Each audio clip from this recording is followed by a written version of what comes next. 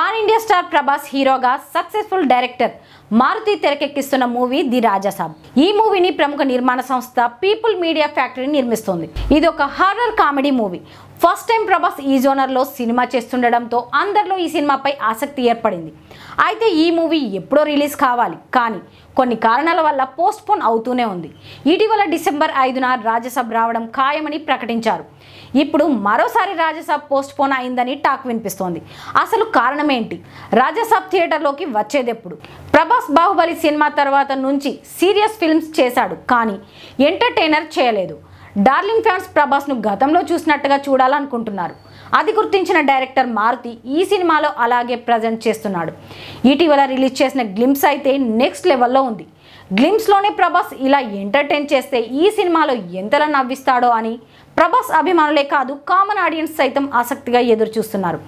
ఈ సినిమాని people media factory ఏమాత్రం రాజీ పడకుండా మంచి క్వాలిటీతో నిర్మిస్తోంది. అసలు ఈ మూవీని ఏప్రిల్ 10న రిలీజ్ చేయాలని అనుకోవడమే కాదు, రిలీజ్ డేట్ అనౌన్స్ చేయడం కూడా జరిగింది. అయితే అనుకున్న విధంగా షూటింగ్ జరగలేదు. దీంతో రాజాసాబ్ పోస్ట్పోన్ చేయక తప్పలేదు. సమ్మర్లో కుదరకపోతే దసరాకైనా విడుదల చేయాలని ప్లాన్ చేశారు, కానీ అది కూడా సెట్ కాలేదు. ఆ తర్వాత డిసెంబర్ 5న రాజాసాబ్ని థియేటర్స్లోకి తీసుకురావాలని ఫిక్స్ అయ్యారు. అఫీషియల్గా అనౌన్స్ చేయడం కూడా జరిగింది. అయితే ఇప్పుడు అనుకున్న టైంకి విఎఫ్ఎక్స్ వర్క్స్ కంప్లీట్ కావడం లేదు. అందుకనే మరోసారి వాయిదా వేయక తప్పలేదని తెలిసింది. ఇంతకీ రాజాసాబ్ కొత్త రిలీజ్ డేట్ ఎప్పుడంటే సంక్రాంతి బరిలోకి దిగనుందని, జనవరి 9న రిలీజ్ డేట్ లాక్ చేసిన తర్వాత అఫీషియల్గా అనౌన్స్ చేస్తారని తెలిసింది. ఈ మూవీకి సంబంధించి పెండింగ్ ఉన్న షూట్ను త్వరలోనే కంప్లీట్ చేస్తున్నారు. ఇందులో ప్రభాస్కు తాతగా బాలీవుడ్ స్టార్ సంజయ్ దత్ నటించనున్నారు.